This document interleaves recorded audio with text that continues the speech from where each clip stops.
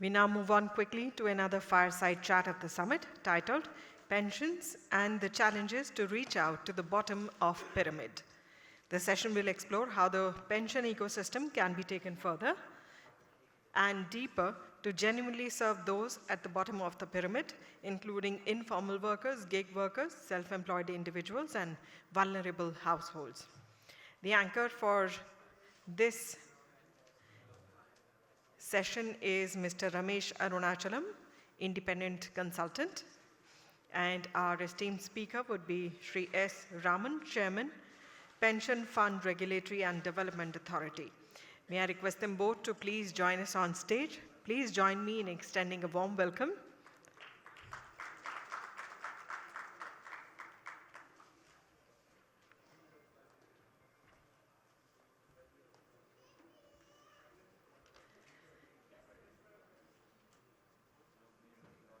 A very warm welcome to you both.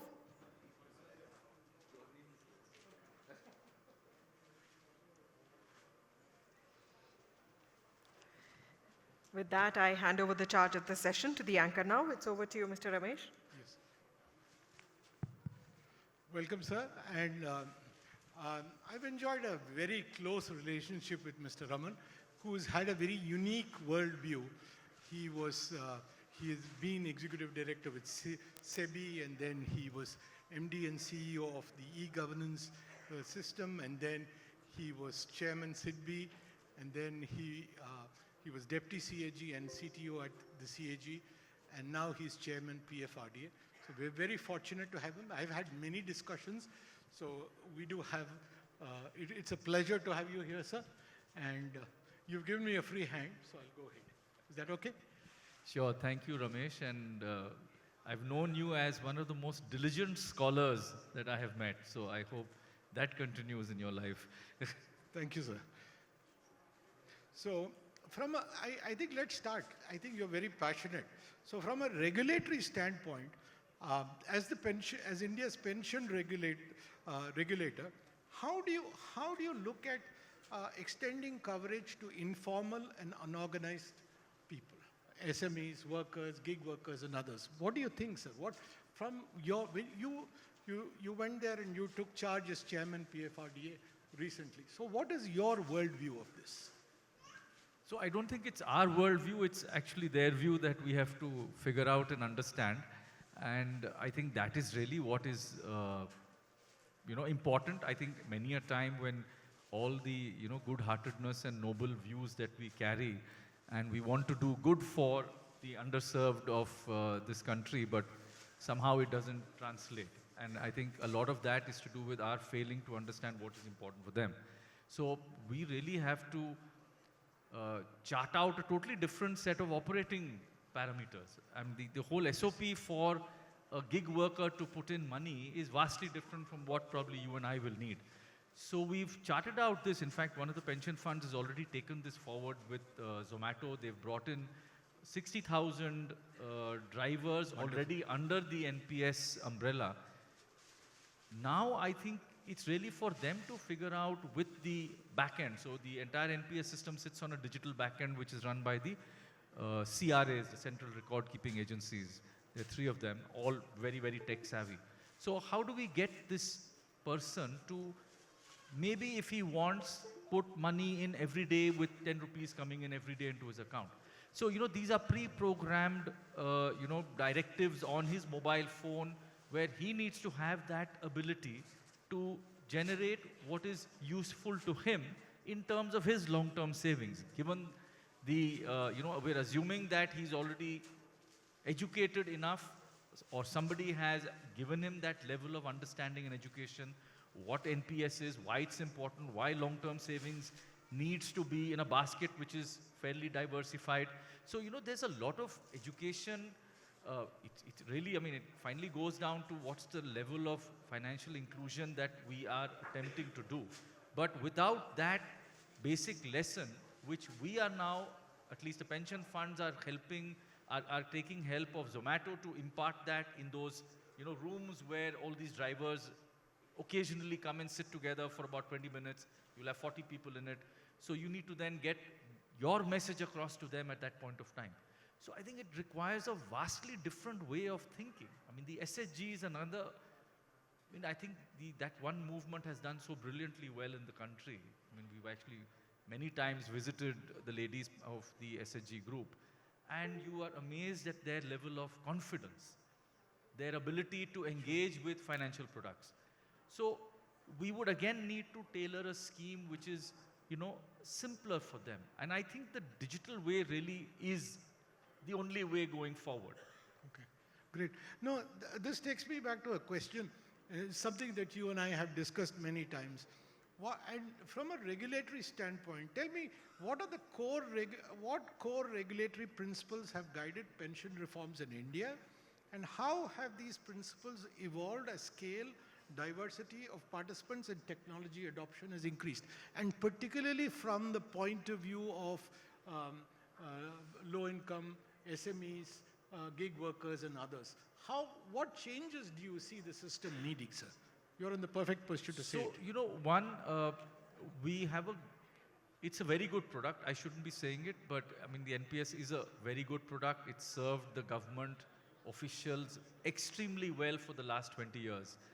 Now, what serves the government officials well is probably not, you just cannot go and impose that same product on the rest of India. So our focus has really been, what does the rest of India need? And therefore, there's been a slew of reforms that we've carried out in the last 4 months. From making it flexible, that 60 is not a number that's important to most people in the country. So let's give a minimum, vesting period. Now, internationally, it's sort of come to an agreement that at least 15 years in a product where you don't disturb the money is probably the minimum for somebody to realize the gains of the power of compounding. Sure. And I think that message really has to go down loud and clear, that we are going to design the product which is restrictive. It is not going to allow you to get liquidity, but that entire section of gig workers, self-employed, I'm saying SHG is one part, but above SHG, there's a huge aspiration class which is running small businesses. But for them, money is what is critical. They need liquidity. True. So the moment you go to them and say this product is going to allow you, in 15 years, you can only touch it 3 times for liquidity, they probably will say, this is not something we need. So how do we get over that, sort of mindset of this is going to be useful to us in the long run. We will grow old one day. We will not be able to work so hard. So I think it's an immense amount of education and awareness that we need to create in multiple different languages through, smarter, sort of posts and reels and social media. People are today looking for information. They're getting the information. Right. But we need to make sure that we are there where they are already looking for what information is True. good for them. Should be available. Correct. I'm going to ask you a question which is, you can choose to answer, not. India has made significant progress on enrollment, right? In terms of pensions, in terms of insurance, yet persistent and contribution and continuity remain weak, if you will permit me to say that. So as a regulator, how do you view this gap between access and sustained participation? So, let me just share some numbers on the APY, the Atal Pension Yojana. It has covered more than 9 crore people. Okay. Today, there is a active database of 7 crore people in the Atal Pension Yojana. This is obviously over the last 10 years. Ever since Jan Dhan has come in, this has also been sort of, delivered through largely the banking system. Now, we calculate persistence over there as if somebody has done 12 months of contribution, right? Then that is counted as a persistent record. So today the persistency in Atal Pension is 51%, wow.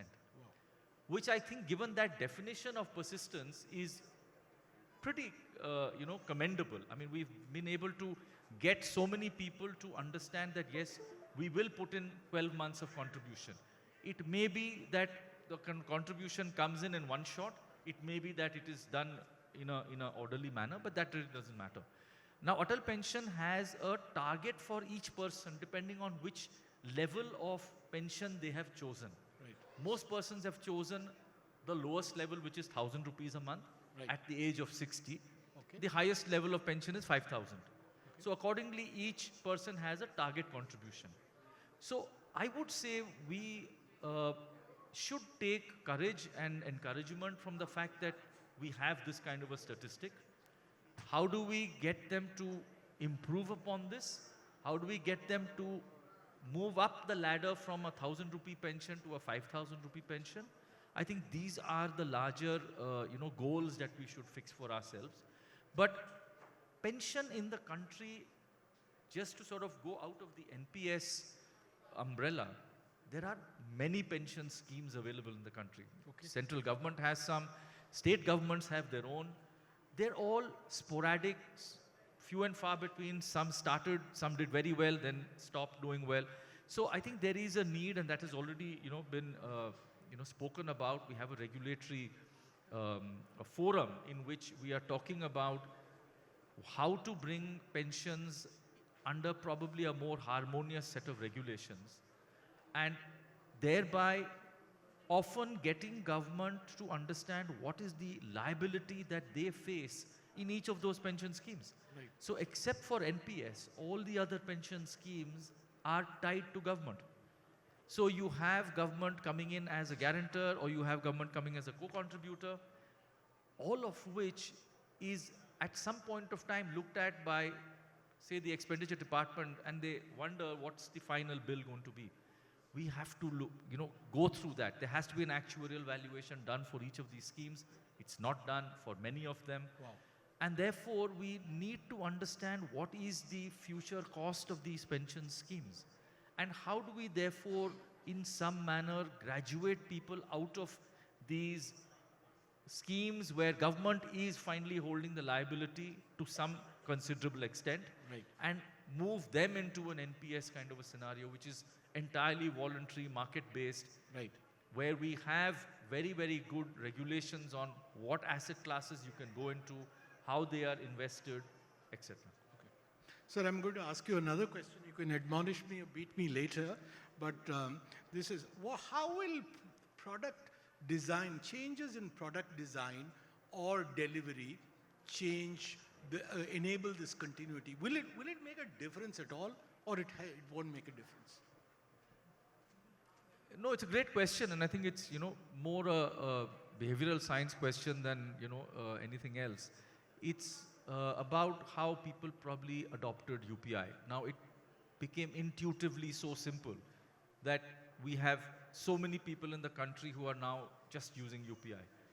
Now, that's really the way I would look at it, saying that can we make contribution to pension as easy as that? If that happens, so we're right now talking to NPCI. I think the kind of platform that NPCI has got is absolutely brilliant. And so we're looking at creating a situation where there's a connector, a common connector between all the payment, not the aggregators, but the payment, the TPAPs, so the payment providers. So the Phone Pay, Google Pay, etc., etc. Now, how do we get them to tap their customers, which are already using them as a UPI platform, and get them to remind customers that, yes, you can now do your next installment. It's been 45 days, it's been 90 days, whatever it is. So, there are multiple ways of getting customers to be, sort of tapped, nudged. And I think that nudge will make a very big difference in the way we look at the behavior across vast number of people. So I suspect, if we don't try and experiment and see where that takes us, we'll never get to know what it is. Sure. Now, this takes me to the next question, sir. Income volatility, seasonal livelihoods, fragmented work histories define informal and gig workers. How do you deal with this as a pension regulator? How do you deal with this in terms of design? What do you do? Because unless different value chains, different contexts give you different situations and gives you different kinds of cash flows. We have seen that. And probably somebody is delinquent because the product is not appropriate. Likewise, somebody could fall behind in pensions because their cash flow is not suited to this. Is there anything that you can build into the system to be flexible? So in terms of flexibility, I think NPS is truly a very flexible product. We do not shut people out of the NPS system just because they haven't contributed. So even if you haven't contributed for N years, you're always welcome to come back. Your account is alive. We only count you as a dormant account for the purpose of not charging your account the annual fee. Right. So, that's to your benefit. But otherwise, NPS is that very, very flexible instrument. A lot of the other schemes, as I mentioned, the several pension schemes that come from governments, they actually have a lot of these checks and balances where you no longer are part of the scheme. To come back, you have to pay some interest sometimes, or you have to, sort of put in certain large number of contributions that were missed out. So the more we make it flexible, the more we make it, as this is my friendly account, I can always go back to it when I want. It's always there, holds me in good stead.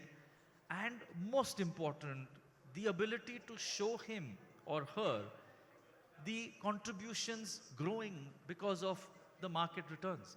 So I think, just the fact that people watch their accounts maybe once in 6 months, once in a year, but they see the growth. Now that is a huge encouragement. So whatever the cash flows might be, whatever style or type of occupation you might have, we have clearly looked at NPS, and therefore the schemes which the pension funds are now offering meet each requirement. So we've got a huge program going on with the FPOs, where we're saying FPOs can serve as a distributor and get all their members to come on board. Now it is really for them to work upon their membership. Whenever they meet, they could, sort of have a 15-minute session saying this is what NPS can do for you. So we, from our side, are targeting, different verticals. So we have an FPO vertical, we have an SHG vertical, we have a platform worker vertical. So we need to get closer to the ground and understand what dynamics work for each of these groups. But I think the, sort of initial foundations have been laid. We have products suiting each of these types.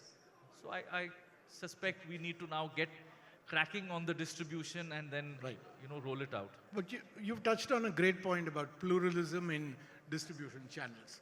But I want to move to a question which we have been talking of from in the morning, and that is financial resilience, financial health. What contributions can pensions make towards that? I mean, we've been hearing loans, we've been hearing savings, we've been hearing insurance, and let's look at long term. And you're saying pension doesn't begin at 60, it begins much earlier.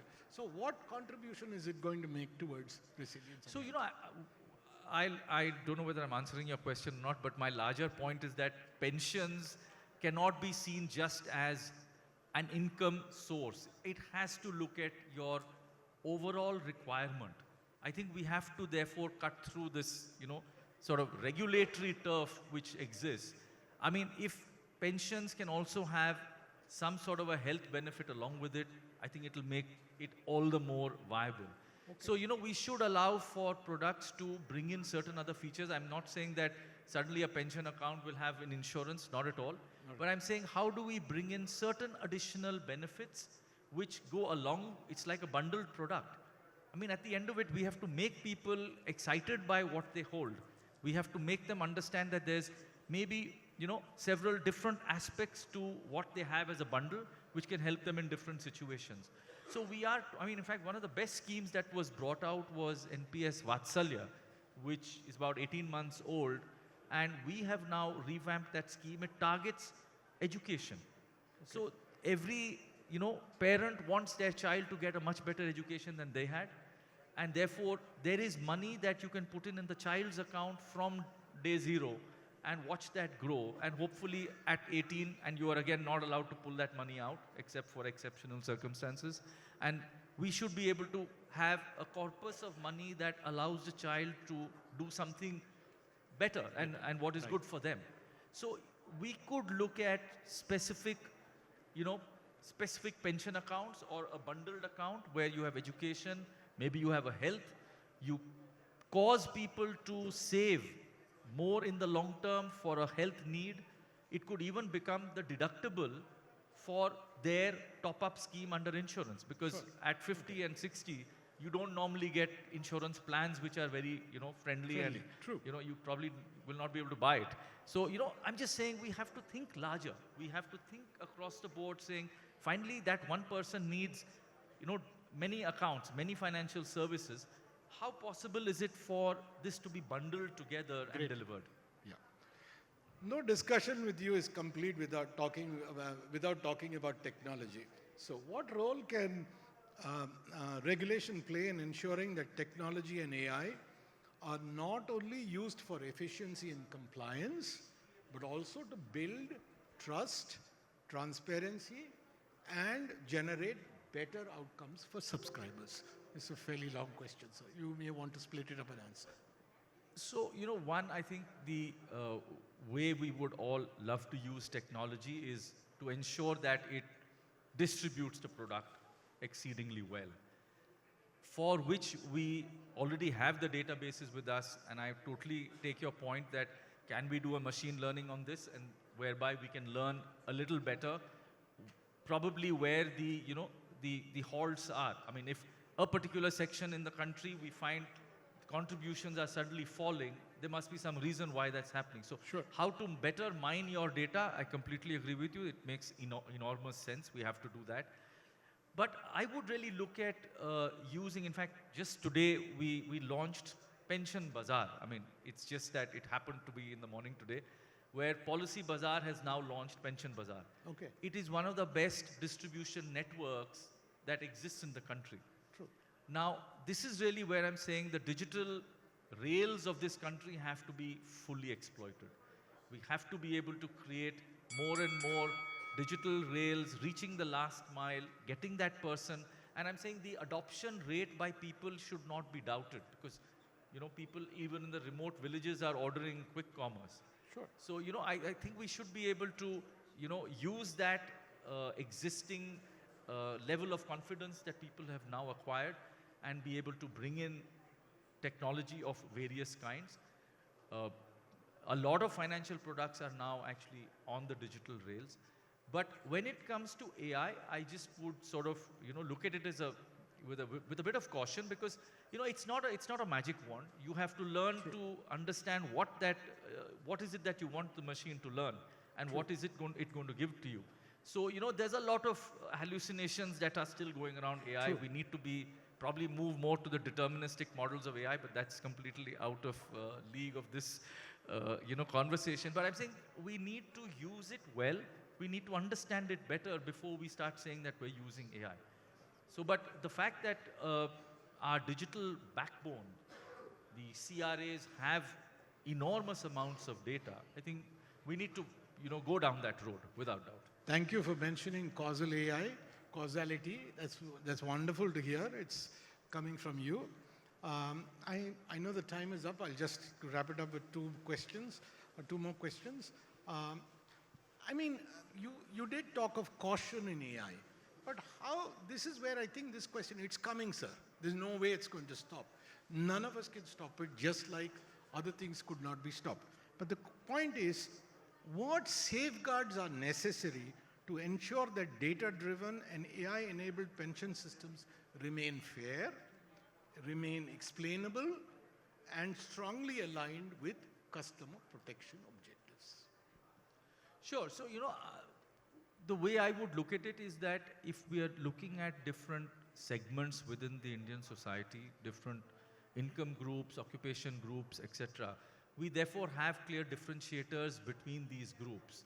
Now, that's really where I would look at how much these groups are actually very different, or is there a more merging that we are seeing over a period of time in their behavior aspects. So you would end up capturing their behavior on a digital journey, and then understanding, okay, how is that digital journey moving? You would also probably want to capture digital points outside of their financial journey. So, the more digital points you capture, the better insights you get into behavior. I would really look at those behavioral points bringing out a better understanding of that subsegment of customers. And I think that's my initial thoughts. One rapid question, sir. How would you define success for the pension regulator going forward? No, I think we've already spelled that out, and we've said that we have to bring in something in the region of 20 to 25 crore people into the system. Today, it's just 75 lakh. So we are very, very clear that we have a huge mountain to climb, and we will do that. And of course, again, more importantly, we really didn't touch upon much of that, to ensure that our asset allocation is continuously robust and safe. True. Because, with G-Secs coming down, we're expecting it to come down further in terms of yields. How do we keep those, lovely 2-digit returns that are there today? Sure. So we cannot overextend ourselves on that. But the fact is that that's an important point of diversification of assets. Wonderful having you, sir. Thank you very much. That was Mr. Raman. Brilliant, as always. Learned a lot from you. Thank you. Thank you to the esteemed speaker for sharing your experiences and insights. And a special word of thanks to the anchor, Mr. Ramesh Arunachalam. Here's a small memento as a token of our appreciation.